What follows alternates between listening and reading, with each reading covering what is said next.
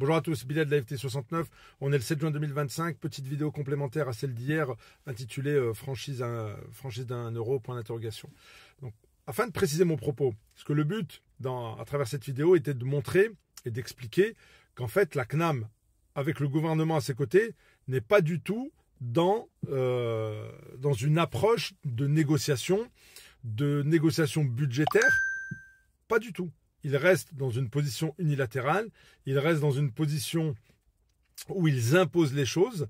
Et quand j'ai dit que le modèle, ils ne vont pas le changer, c'est mort, c'est dans le sens où on l'a vu à travers justement ces réunions, à travers la réunion du 27 mai et à travers la réunion du 5 juin. Là, ils ont confirmé, c'était rapide en début de réunion, qu'en fait, non, ils ne vont pas changer le modèle. Donc, je tenais à le préciser, afin que tout le monde en soit conscient, que tout le monde soit conscient de comment se déroule la négociation. Enfin, négociation, les réunions. Ce qu'il faut comprendre aussi, c'est que beaucoup de collègues n'étaient pas conscients de tout ça. Hein. Là, nous, on le dit depuis plus de 6 mois, hein, même plus encore, ce qui est en train de se passer. Et beaucoup de collègues n'y croyaient pas. Ne pensaient pas qu'ils pouvaient aller jusque-là, ne pensaient pas qu'on allait vers une sortie du taxi, ne pensaient pas qu'ils allaient serrer la vis au point où des sociétés de taxi allaient faire faillite. Mais là, beaucoup sont en train d'en prendre conscience. Et quand on voit à côté de ça, vous avez peut-être vu dans les médias, qui veulent réduire la liste des ALD, des pathologies qui pourront être dans la liste des ALD, qu'ils réduisent plein de choses, c'est qu'en fait, on est dans un tournant de la rigueur pour tout le pays en vérité, pour tout le pays, pour la sécurité sociale, pour la dette.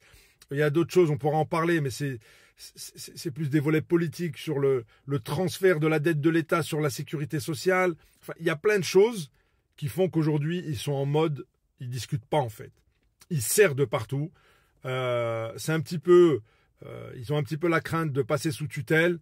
Un petit peu ce qui arrivait en Grèce dans les années 2010, où voilà, la Grèce était en faillite, ils sont passés sous tutelle de l'Europe, on leur a imposé des mesures, et là, il n'y a plus de discussion. Hein. Là, on impose, même le gouvernement ne discute même plus, c'est voilà, sous tutelle, ça porte bien son nom. Donc aujourd'hui, on est dans ce cas-là, beaucoup de taxis sont en train d'ouvrir les yeux. D'ailleurs, beaucoup se disent, est-ce que maintenant, en fait, on va tout nous supprimer, on va couler. Donc, est-ce qu'il ne faut pas demander un plan d'accompagnement? Et je tiens à le signaler qu'une fédération, une idée a émané de la FNTI, dans des discussions interfédérations, sur la mise en place et la demande d'un plan d'accompagnement pour les entreprises suite à cette convention. Parce que ça s'est déjà passé dans le monde de l'ambulance.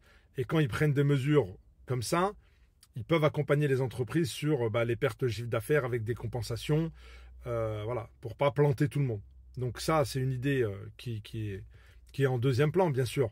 Le but de base, c'était de pouvoir obtenir les revendications de tous les collègues, que ce soit du taximètre, que ce soit un prix kilométrique correct, que ce soit voilà, pour les ruraux, pour les montagnards, pour tout le monde. Après, s'ils n'acceptent rien, il y a d'autres plans. Et d'ailleurs, dans la liste, si vous reprenez les points listés par les ministres pendant la réunion du 27 mai, il y a un point qui prend en compte voilà, l'accompagnement et un accompagnement dans la transition due à cette nouvelle convention. Donc là, il y a beaucoup de collègues qui sont vraiment en train de se réveiller. Malheureusement, c'est très, très, très tardif. Hein, très tardif. Nous, vous pourrez prendre nos messages vocaux, parce qu'on n'était pas encore sur TikTok, mais du mois d'octobre dernier, novembre, on le disait, hein, il va y avoir de la casse sociale, c'était pas une blague. Malheureusement, on constate qu'on avait raison et qu'on avait bien vu le truc venir. Sauf que comme c'est très violent et très gros, ça paraissait invraisemblable pour beaucoup de taxis. D'accord ? Donc là, on prend conscience de ça. C'est pour ça qu'il y a encore le mouvement le 11 et que la lutte continue. La lutte continue. On verra sur quoi ça aboutit au final, mais ne vous démotivez pas. Battez-vous jusqu'au bout, je vous dirais. Hein. Battez-vous jusqu'au bout. De toute façon, personne ne le fera à votre place.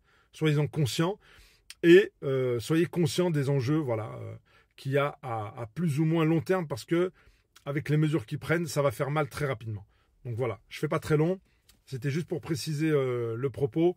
Et la communication des fédérations est en train de suivre. Ils ont déposé, ils ont envoyé l'avis du préavis pour le 11 à Bercy, avec des blocages au départ d'Orly, de Roissy, voilà. Là, c'est un gros mouvement action ce jour-là aussi. Il y a du statique et il y a de l'action. On va, je pense, sur une paralysie complète de Paris et de l'Île-de-France, bien évidemment, si les taxis jouent le jeu. Hein. Et parce que toujours, on en revient toujours au chauffeur et au taxi, et lui et sa voiture.